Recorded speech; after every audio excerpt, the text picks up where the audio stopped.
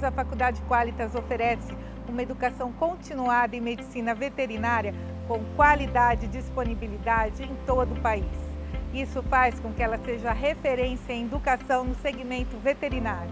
Com professores, mestres e doutores em diversas especialidades e atuantes em seus segmentos, as aulas são pensadas para o aproveitamento total do conteúdo ministrado, disponibilizando ao aluno, no formato presencial, EAD, híbrido ou digital ao vivo, materiais que agregam conhecimentos na rotina diária em clínicas, hospitais e fazendas. Já pós-graduamos mais de 50 mil alunos em diversas especialidades na medicina veterinária.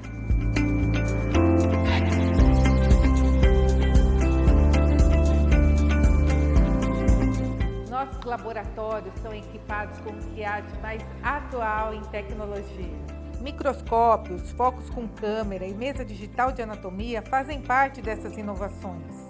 Nossa faculdade conta também com tomógrafo, ultrassom, raio-x, máquinas de ventilação anestésica, internação, centros cirúrgicos e laboratório de análise clínicas, além de um centro referência em fisiatria e fisioterapia veterinária.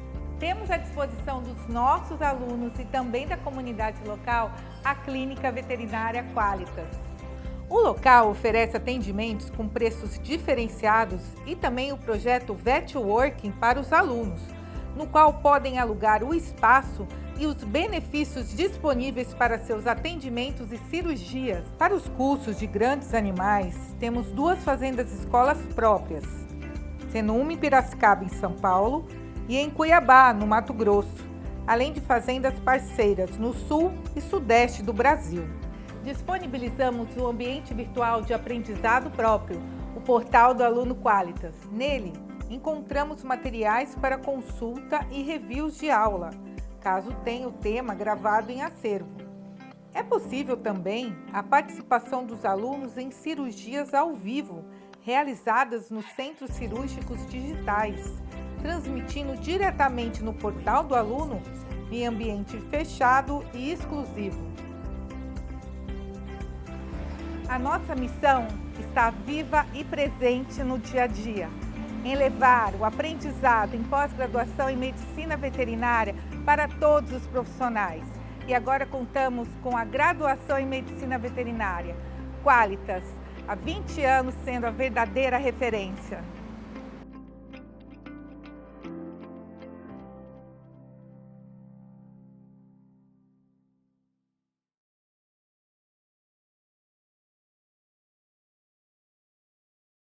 Olá, aluno Qualitas, tudo bom? Eu sou a professora Ana Nery, professora aqui da Faculdade Qualitas, da área de endocrinologia e reprodução de pequenos animais. Bom, hoje eu estou aqui querendo conversar com você sobre uma questão que eu acho, cara colega veterinário, que deve aparecer na rotina dos felinos para você. A questão não sou eu, Ana, que estou perguntando, nem você, colega, que está perguntando. A questão é que os nossos clientes, né, os responsáveis pelos nossos pacientes felinos, eles fazem para a gente, que é, doutor, por que realmente eu preciso castrar o meu gatinho? Por que isso é tão importante? E é claro que a gente está acostumado a dar essa resposta. Mas hoje eu estou aqui para lembrar a você e a mim também, para a gente relembrar esses grandes motivos que fazem com que a gente indique a castração. Para poder responder adequadamente essa pergunta, com bastante profissionalismo, para que o tutor, o responsável, o dono, sei lá como você costuma chamar, ele fale, caramba, esse veterinário é bom. Ele sabe me explicar por que está fazendo esse manejo. Porque nós, médicos veterinários, optamos por esse manejo. Então, a pergunta é, e é o tema dessa nossa conversa, por que eu preciso castrar o meu gato? A resposta está dentro da fisiologia, do normal do gato. E a gente vai começar a falar sobre quem? Sobre a gata, sobre o ciclo estral da gata, da espécie felina. né? A gata, ela é poliéstrica estacional. O que significa isso? Significa que em cada estação reprodutiva ela vai ter mais de um ciclo. Então, ela tem vários ciclos repetidos. Isso já é um sinal de alerta. Já é um dos motivos que a gente precisa optar pela castração. Bom, a gata, a gente disse que ela é fotoperíodo responsiva, ou seja, ela vai apresentar o ciclo se houver um período de luz de 12 a 14 horas. Por que é importante a luz na espécie felina? Porque quando tem luz, ocorre uma inibição da glândula pineal, que é a glândula que produz a melatonina. E a melatonina, ela inibe o hormônio GnRH, que é um hormônio do hipotálamo, que estimula para que LH, FSH sejam liberados pela hipófise e estimulem tanto os ovários dessa gata a funcionar, ok? Então, ela é fotoperíodo positiva, ela precisa de um tempo de luz. A puberdade na espécie felina já foi descrita que começava, ou seja, o que é a puberdade? Primeiro ciclo. Já foi descrito que começava com 5 meses. Hoje, nós sabemos que se for num local com bastante luz e essa fêmea tiver uma evolução, né, estiver bem evoluída, bem desenvolvida, pode ser a partir de 3 meses de idade. Né? Então, aqui uma média de 3 a 7 meses de idade. E aqui eu coloquei para você no slide, estou chamando a atenção dessa raça, né, do persa, que tem um início, né, a entrada de puberdade um pouco mais tardia, normalmente, do que as outras gatinhas, pairando lá pelos 12, 18 meses de idade. Bom, o ciclo estral da gata, eu acho um ciclo mais interessante que existe. Até porque ele é um ciclo dinâmico. Tipo assim, ele não é, ó, entrou no cio, vai acontecer isso, e ponto final. Sabe? Não é espontâneo, ele não é direto. Existem possibilidades do que vai acontecer no ciclo estral da gata. Então, por conta desse dinamismo todo, né, que a espécie felina fisiologicamente nos apresenta, é que a gente acaba precisando fazer um manejo de castração. O nosso manejo reprodutivo na espécie é castração. Bom, a primeira fase do ciclo estral nós chamamos de proestro.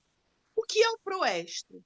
É o ovário dessa gatinha sendo estimulado pelo hormônio folículo estimulante, que é o FSH, que vai estimular o crescimento e o desenvolvimento dos folículos ovarianos. Está lembrado que o ovário vão ter vários folículos e vai fazer o desenvolvimento e o crescimento desse folículo ovariano. Quando esse FSH está agindo, ele estimula nas células da granulosa do folículo a produção do hormônio estrogênio, dos estrógenos. E esses estrógenos, eles são responsáveis pelas características comportamentais da gata em si. Então, nessa fase inicial, que é o proestro, ela fica mais ativa, começa a vocalizar, a ronronar, a se esfregar em móveis, em pessoas. Ela fica mais, digamos, afetiva nessa fase inicial. A partir desse 2 dias de início de comportamento de cio, que é o proestro, ela entra na fase do estro, que é justamente o comportamento de estro, que a gente fala, ela fica com aquela postura de estro. Você sabe uma coisa interessante, em quase todas as espécies, durante a cópula, existe um momento de corte, né? Então, a corte é a aproximação, eu costumo brincar, é a dança da cópula, é o que vem antes de realmente ocorrer o coito, propriamente dito. Com todas as espécies, são os machos responsáveis por essa corte. Na espécie felina, não, é a gata. Então, é a gata que ronrona, vocaliza, sobe pelas paredes. Eu até tenho esse vídeo aqui, ó, de uma amiga que mandou para mim, para você dar uma olhadinha, a gata estava em cio, e ela me mandou, Ana, minha gata está muito estranha. E quando a gente fala sobe pelas paredes, é literalmente. E isso é uma tentativa da gata de fazer uma estimulação mecânica para que ela possa sair dessa fase de estro, né? Então, ela literalmente ela sobe pelas paredes. Então, eu consegui esse vídeo, eu achei muito interessante, porque hoje em dia a gente quase não vê mais as gatas em cio para poder conversar sobre esse ciclo, que é um ciclo interessantérrimo.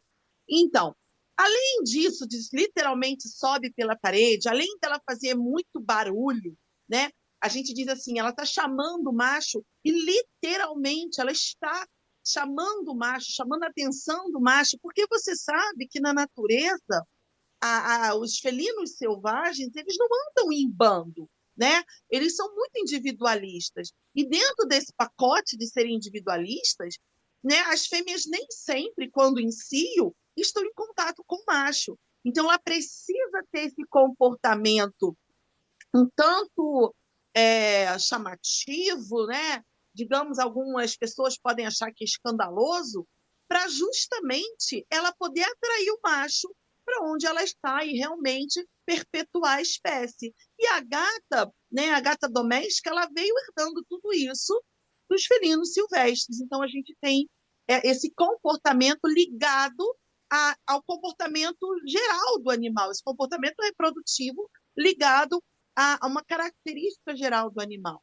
Então, ela faz barulho, ela roça em tudo, ela tem uma postura muito interessante, porque ela desce o corpo, né, nos membros anteriores, né? Então, ela fica meio que deitada em cima do cotovelo, faz uma certa lordose na coluna e empina, né? O trem posterior fica elevado e ela faz movimentos rápidos e ritmados, como se fosse realmente um passo de dança. É muito bonitinho, ela faz isso.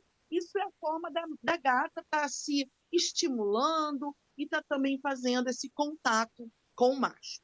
Então, essa fase de estro, de comportamento, que pode ser uma fase bastante barulhenta e ativa na vida da gata, para essa gata sair dessa fase, ela precisa sofrer um estímulo mecânico. Vocês sabem que a espécie felina ela não tem um estímulo, uma liberação de LH espontânea, como, por exemplo, a gente vê na cadela e nas outras espécies. Para que ocorra a liberação do LH, é claro que precisa desse estímulo do estrógeno, mas precisa também de um estímulo mecânico. É só a partir do estímulo mecânico que a gata vai sair dessa fase de comportamento, de postura de cio, e vai entrar numa fase de ovulação e de que ela realmente pode sair dessa fase comportamental. Bom, por isso a gata faz tanto movimento, por isso ela se joga no chão, ela rola, por isso ela sobe pelas paredes, por isso ela faz um barulho para atrair o macho. Né? Você vê como a natureza é tão perfeita, tão linda, tão maravilhosa, que como os felinos silvestres não andam em bandos, se as gatas silvestres, né, as grandes felinas, elas tivessem uma ovulação espontânea, essas espécies não se perpetuariam, estariam totalmente em extinção. Então, ela não tem a ovulação espontânea, ela faz toda a confusão para atrair o macho, e a ovulação, o melhor estímulo mecânico que existe é o coito propriamente dito. Então, é tudo muito perfeito para que ocorra realmente a perpetuação da espécie. Então, a fisiologia ela é toda muito bem organizada. E, no caso da espécie felina, muito dinâmica. Então, veja bem o que pode acontecer. Proestro, estro. E aí eu vou ter duas opções. Duas opções. Ela pode não ter o estímulo mecânico, pode ser que esse rolar dela, pode ser que isso dela se jogar no chão, se subir pela parede, não surta efeito e essa gata não ovule, não tenha liberação do LH por falta do estímulo mecânico, ou pode ser, a segunda opção é sim, houve estímulo mecânico. Vamos olhar um pouquinho a primeira opção, sem estímulo mecânico. Então, não houve estímulo mecânico. Se não houve estímulo mecânico, o que acontece? Esse folículo, que nessa fase de proestro e estro se desenvolveu, cresceu mais, ele sofre atresia e acaba a atividade reprodutiva. Então, a gente diz que a gata entra num período chamado de interestro, que pode durar de 3 a 16 dias. O que significa interestro? Sem atividade reprodutiva, mesmo durante a estação reprodutiva, a gata fica quieta, fica na dela. Só que ele dura de 3 a 16 dias. E aí vem um novo proestro, um novo estro. E me quero, colega veterinário, se, por acaso, perpetuar essa primeira opção de sem estímulo mecânico, ela não tem estímulo mecânico, pode acontecer desse interesse vir diminuindo o seu tempo a cada falha, a cada falta de estímulo mecânico. E pode ser que essa gata fique durante toda a estação reprodutiva sob proestro, estro, proestro, estro, proestro, estro. E o que significa isso? Significa uma gata vocalizando, ativa, agitada, irritadiça, porque ela não sai dessa estimulação estrogênica. E o que isso tem a ver com por que nós devemos castrar o gato? Muita coisa a ver, porque a nossa sociedade ela cresce verticalmente. As pessoas criam os animais dentro de apartamento e você imagina uma gata fazendo toda a bagunça que ela faz para chamar macho para poder passar daquela fase continuamente como seu vizinho, né? Porque o que acontece é que incomoda tanto a pessoa que cria esse animal, responsável por esse animal, como toda a vizinhança, porque a fêmea realmente fica um pouquinho mais exagerada, né? Então, esse aqui já é um dos motivos, a fisiologia dela já é um dos motivos pelo qual a gente fala assim, ó, a gente precisa castrar a gata sim, é importante castrar a gata sim. Isso é um bom motivo. Bom, isso se não tiver estímulo, mas a gente tem a segunda opção, que é o estímulo mecânico. Então, com estímulo mecânico, o que seria esse estímulo mecânico? Primeiro, o coito propriamente dito, né? O macho, quando se aproxima da fêmea, né? Ele dá uma mordiscada no pescoço dela. Essa mordiscada já é, a mordidinha, já é um estímulo mecânico. E o coito propriamente dito, a penetração, sem dúvida alguma, é o melhor estímulo mecânico que existe. Mas a gente também tem outros estímulos mecânicos, como, por exemplo, a gata ficar se jogando no chão, rolando, batendo na parede, né? Isso é um estímulo mecânico. Um outro estímulo mecânico é a gente mimetizar a penetração do macho. Então, a gente usar um cotonete estéreo, de preferência, né? E a gente acaba fazendo alguns movimentos na vulva, né? Na vagina dessa fêmea, tentando mimetizar o que o macho faria naquela situação, né? Então, são duas formas de estímulo mecânico. Eu tenho um estímulo mecânico estéril, porque cotonete e ela própria causar o estímulo mecânico são estéreis. E eu posso ter um estímulo mecânico fértil, que é o coito propriamente dito, com a ejaculação. Então, olha, não sei se você percebeu que agora a gente abriu mais duas opções. Então, dentro do com estímulo mecânico, a gente tem mais duas opções. Olha como é dinâmico esse ciclo estral, ele é perfeito e dinâmico, né? Então, vamos para a primeira opção, o estímulo mecânico estéreo. Peraí, presta atenção. Eu esqueci de te falar, eu estou tão ansiosa para ficar falando essas partes das opções, que quando tem o estímulo mecânico, tem o pico do LH. O pico pré-ovulatório do LH pode durar até 14 horas na gata.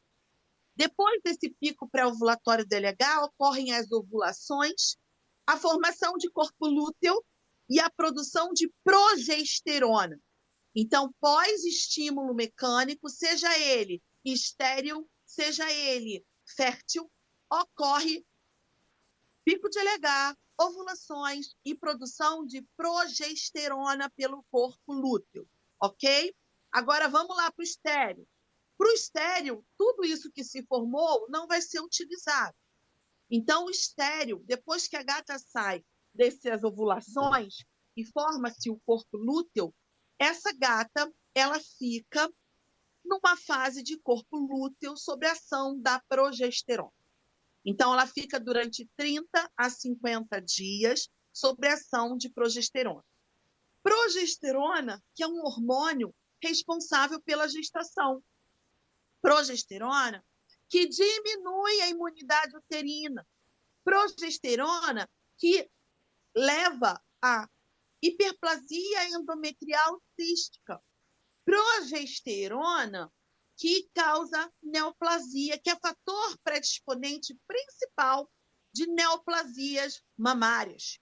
Então, cara, colega veterinário, você pode ter pensado assim, quando eu falei, sem estímulo mecânico dá ruim, proestro, estro, estro, estro, estro, estro.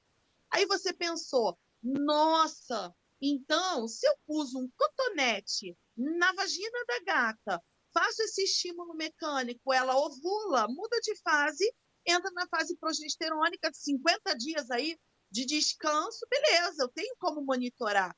Né? O dono pode até questionar a gente por isso. Mas se você parar e pensar, porque tem dono que já leu sobre isso e questiona, tá? Tipo, mas se usar o cotonete, doutora, aí a gente vai falar assim, beleza, só que ela fica durante 50, 30, 50 dias sob a ação de um hormônio que causa, por exemplo, diabetes mellitus. Então, a gente fazendo esse manejo repetidamente, a gente está expondo essa gata a neoplasias mamárias, a piometra, né, que é uma resposta exacerbada do útero à ação de progesterona, e a gente está expondo essa gata a diabetes mellitus, né? Que aí você pode dizer para o dono assim, cara, diabetes mellitus, a senhora vai ter que fazer injeção, né, subcutânea na sua gata a cada 12 horas. E é uma endocrinopatia séria, muitos animais vêm a óbito por isso. Então, até esse manejo de tentar melhorar esse comportamento escandaloso da gata pode causar aí problemas para a gatinha, doenças para a gatinha, né? Que ela precisa de cirurgia. Então, mais um motivo, anota aí, que eu já dei dois, mais um motivo para a gente não indicar esse manejo repetidamente. Às vezes se faz necessário, mas a gente não deve indicar esse manejo repetidamente, porque aí nós estamos expondo essa gata a essa superação de progesterona, esse tempo prolongado de progesterona que repetidamente, com certeza, vai ser prejudicial à saúde dessa gata. E tem outra coisa, ela saiu desse 30 a 50 dias, se ainda tiver na estação reprodutiva, ela vai vir com um novo, proestro, estro. Então vai vir um novo proestro, estro. Né? Não é porque fez isso que ela se livrou completamente da estação reprodutiva, não. Vai vir um novo proestro-estro. Mas essa foi só a primeira opção dentro do estímulo mecânico. Existe a segunda, que é um estímulo mecânico fértil, né? Então, houve o coito, propriamente dito, houve a ejaculação do macho, essa fêmea ficou prenha, ficou gestante, a gestação dura em média uns 60 dias, então é um período de desenvolvimento, né, de evolução dos fetos, um período lindo, belo na vida dessa gata, beleza. A gata pode, nessa gestação, sofrer um abortamento, uma reabsorção embrionária. Se essa gata sofre um abortamento, ela pode, em 3 dias após o abortamento, apresentar um novo proestro-estro. Se essa gata não sofre abortamento, mas ela vai parir e vai amamentar os seus filhotes, ou se ela não vai amamentar os seus filhotes, no caso da gata, a lactação não me parece tão efetiva como inibidora das gonadotrofinas, né, do FSH e o LH, como ocorre nas outras espécies, porque o hormônio da lactação, que é a prolactina, ele é um hormônio que inibe as gonadotrofinas, o FSH e o LH. Por isso, a fêmea, quando está lactante, ela não vai entrar em cio. Mas na espécie felina, justamente essa espécie tão dinâmica em relação aos hormônios sexuais, a prolactina parece não ter esse efeito tão positivo, né? E no final das contas, eu posso ter uma gata recém-parida, com filho na mama, né? A gente fala filho na teta, e com 3 dias disso acontecendo, no novo proestro e no novo estro. Se você olhar essa bagunça de ciclo estral, essa bagunça de slide que eu fiz, tentando mostrar o dinamismo desse ciclo, dessa espécie, você vai ver que quadrinhos verdes, né, que representam proestro, estro, que é essa fase ativa do ciclo estral da gata, eles aparecem o tempo todo, né? Então, ela está sempre com esse comportamento. E se você observar bem observado, presta atenção, um ano, ele tem 12 meses. A gata fica gestante durante 2 meses. Então, se a gente fosse dividir 12 por 2, daria 6. 6 gestações. Só que a gente sabe, né, que precisa do tempo do proestro, do estro, que precisa de dar um pouquinho, uns 3 dias, 10 dias da amamentação. Pode ser que ela entre numa fase de anestro, não sei. Vai depender da resposta da individualidade de cada fêmea.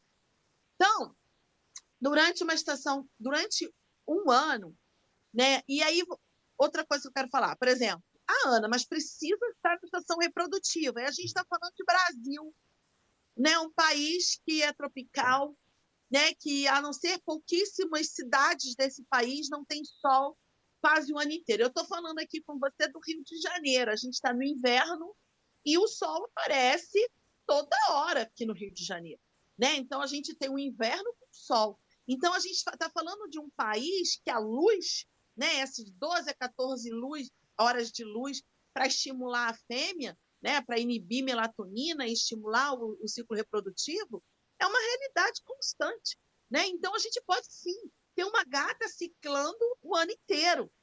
E aí, se você tira esse tempinho de proestro, estro, a gente chega a uma conclusão que, num ano, uma gata pode ter 5 gestações. Se em cada gestação ela tiver 5 filhos, olha quantos filhos uma gata pode dar para o mundo. E se nesses filhos tem as filhas dela entrarem nesse processo com 3 meses, 4 meses de vida, olha a superpopulação. E, sem dúvida nenhuma, cara colega veterinário, uma grande implicação, um grande motivo pelo qual nós indicamos a castração é a superpopulação. Porque a gente vê, quem aí, ó, você que está aí me ouvindo, me assistindo, você nunca ouviu ou presenciou uma história de maus tratos aos gatos? O excesso de gatos na nossa sociedade não causa problemas para eles? Doenças entre eles, porque olha só, o macho felino, ele é territorialista. É como se ele parasse no centro e fizesse um diâmetro, né? Ele marca um diâmetro ao redor dele e aquela área ali é dele. Qualquer macho que entrar naquela área ali, e eles vão entrar se tiver uma fêmea em si, fazendo a bagunça que ela faz, o chamariz que ela dá, ele vai cair não, eu posso falar, né? Eles vão se estapear, vão se bater. Quem atendendo na clínica geral nunca pegou um gatinho todo lanhado, teve que fazer sutura, porque esse gatinho brigou por conta de fêmea no cio? Todos nós já vimos isso, já passamos por isso, sabemos disso. Então, os gatos podem se machucar por conta dessa superpopulação. Eles são maltratados, né? Eles são tratados de forma errada, eles sofrem com fome, com frio, com sede. Isso é uma realidade desses animais. E outra realidade também, além de disseminação de doenças e também de lesões por conta de briga entre os gatos, a gente também tem que pensar que nós, médicos veterinários, fazemos parte de uma saúde única, de uma saúde pública. E esses gatos podem ser fonte de zoonoses. Por exemplo, esporotricose, que cada dia mais, aqui no Rio de Janeiro, esporotricose é um fato, né? A gente convive com essa realidade.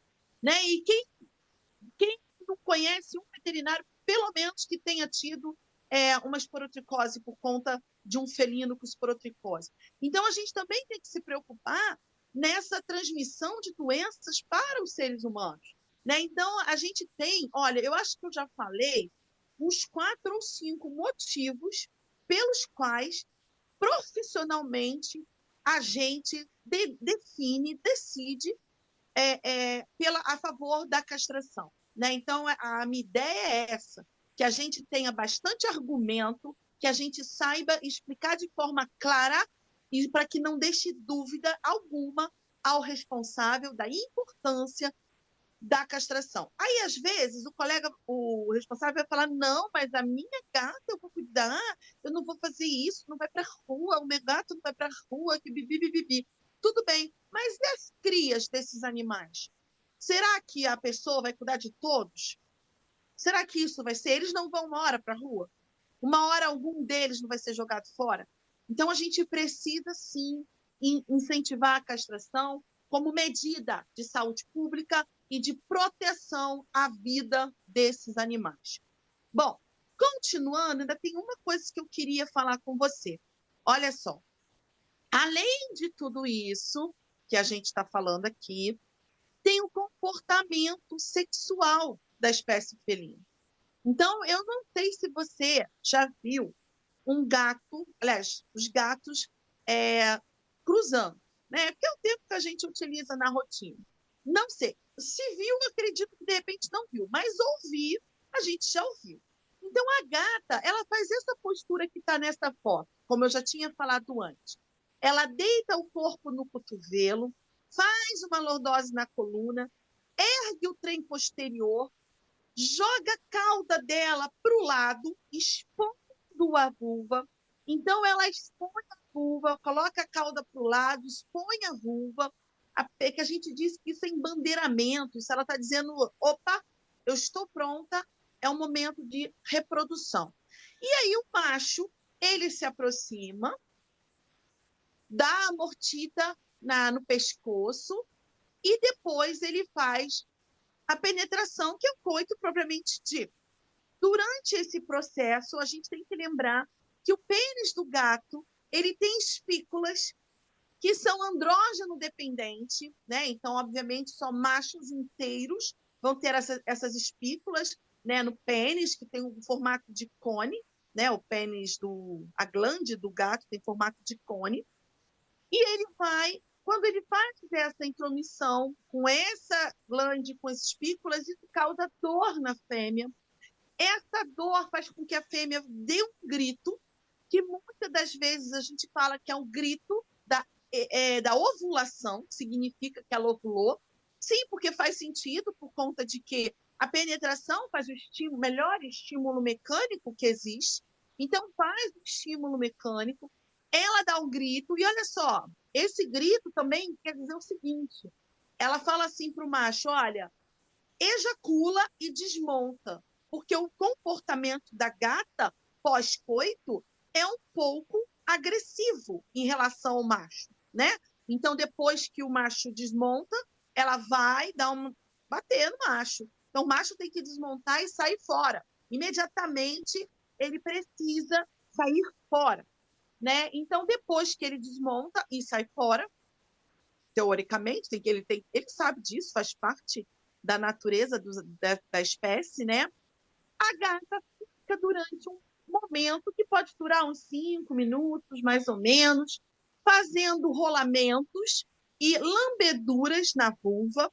Essas lambeduras elas ocorrem por limpeza, que afinal de contas, né, o macho chegou ali, a gata ela precisa fazer a limpeza da região da vulva, mas além de limpeza, é principalmente excitação. Então, a gata pós-coito, ela faz essas lambeduras como forma de excitação. Então, ela faz essa excitação porque entendam que quando ocorre a excitação, há uma liberação de ocitocina, que é um hormônio que vai fazer toda a contração da musculatura lisa, que está no canal vaginal, né, no tubo vaginal, né, que é o local, que é o órgão copulador da fêmea. E toda essa contração dessa musculatura lisa ajuda ao sêmen, né, ao espermatozoide, a migrar, a nadar até o oviduto, que é o local que ocorre a fertilização, a fecundação. Então, tudo dentro da fisiologia faz sentido em prol da reprodução. Porque você sabe que o aparelho reprodutivo, os hormônios da reprodução, eles trabalham em prol do sucesso. Ninguém trabalha em prol de fracassar. Todo mundo trabalha em prol de um sucesso, de uma realização.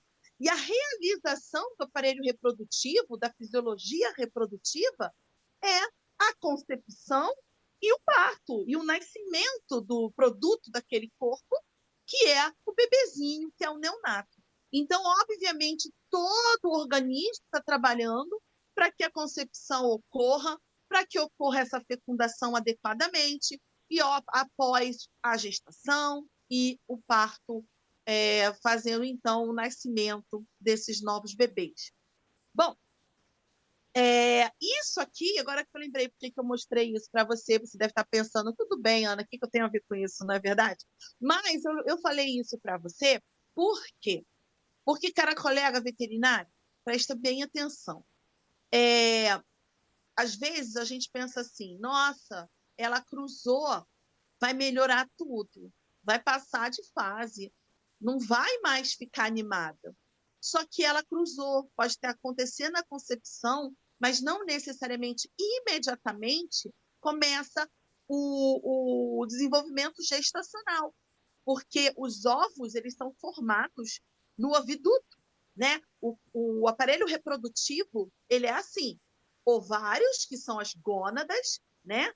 Essas gônadas vão liberar o ovócito, que vai ser captado pelas franjas, né? Pelas fímbrias que tem no oviduto, que a gente chama também de tuba uterina, na medicina humana chama muito de trompa de falópio, e vão ficar lá.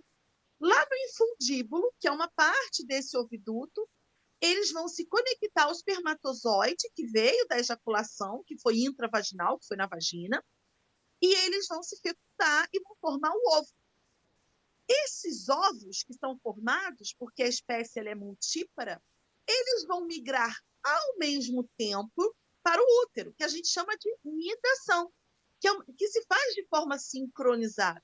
Então, todos eles descem ao mesmo tempo para o útero, e a partir dali, no útero, na luz uterina, ocorre um movimento que nós chamamos de implantação, né, que é realmente o início do desenvolvimento gestacional. Então, assim que a fêmea cruzou, ela já não está gestante, né? Ela ainda tem um tempo para ela ficar gestante, até passar essa fase de ovulações, e ela entra, que pode durar de 24 a 32 horas, ela entra realmente nessa fase de nidação, dessa migração, que pode durar até uns 10 dias, desses ovos até o útero, para o início do desenvolvimento gestacional. Então, durante esse período, ela vai continuar sexualmente ativa. Então, mesmo que a gata tenha cruzado, ela vai continuar sexualmente ativa. Então, essa gata ela pode terminar esse movimento pós-coital, que nós chamamos, que é o que está na foto aí para você, e imediatamente vai começar novamente a ronar, a ficar fazendo as bagunças que ela gosta de fazer, a vocalizar, a se esfregar, tendo um novo proestro, para novamente ela realmente executar a função que ela está ali predestinada a executar. Então, esse também é um motivo, né? Então, esse também é um motivo pelo qual a gente indica a castração, porque a gata realmente ela continua com esse comportamento que muitas das vezes causa até briga entre vizinhos, né? E incomoda de uma forma geral e principalmente, sinceramente, eu acho que deve estressar muito a fêmea se isso ocorre de forma repetida, né? Então, esses são os motivos que eu queria conversar com vocês. É só uma conversa rapidinha. É claro que eu quero agradecer por você ter assistido, mas eu queria também falar o seguinte, da importância da castração, até pela qualidade de vida desses animais, né? A gente observou na medicina veterinária, eu tô formada há alguns anos, e a veterinária que eu formei há mais de 20 anos atrás, e a veterinária que eu trabalho hoje, que eu pratico hoje, é uma veterinária que cresceu, é uma veterinária que evoluiu. Os gatos eles estão tendo mais oportunidades de conviver com o ser humano, de ter qualidade de vida, né?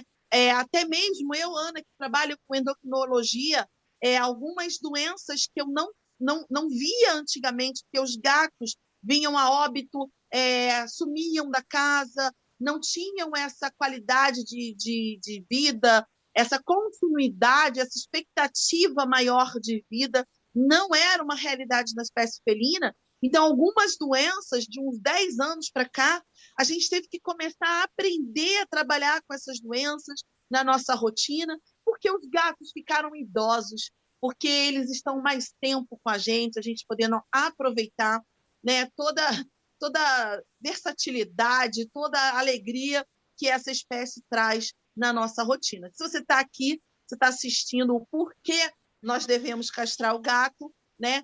Com certeza você gosta dessa espécie, trabalha com essa espécie, né? Então, eu sou a professora Ana Neri, aqui da Faculdade Qualitas.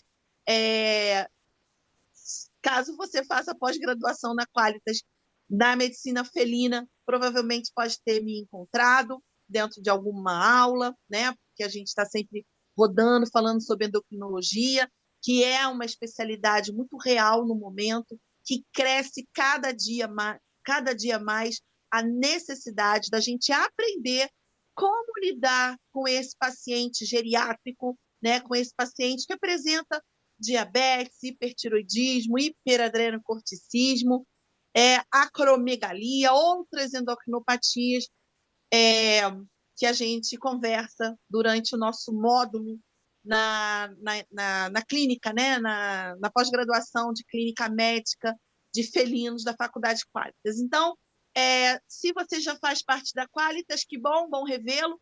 Se você ainda não faz, seja bem-vindo, venha fazer pós com a gente, que eu tenho certeza que vai melhorar o seu dia a dia, vai te dar mais segurança na hora de atender esses pacientes e vai te dar mais alegria no coração. E foi um prazer, obrigada, realmente muito obrigada por estar aqui. A gente se encontra por aí. Eu sou a professora Ana Nery, foi um prazer estar aqui com você, tá bom? Tchau, muito obrigada.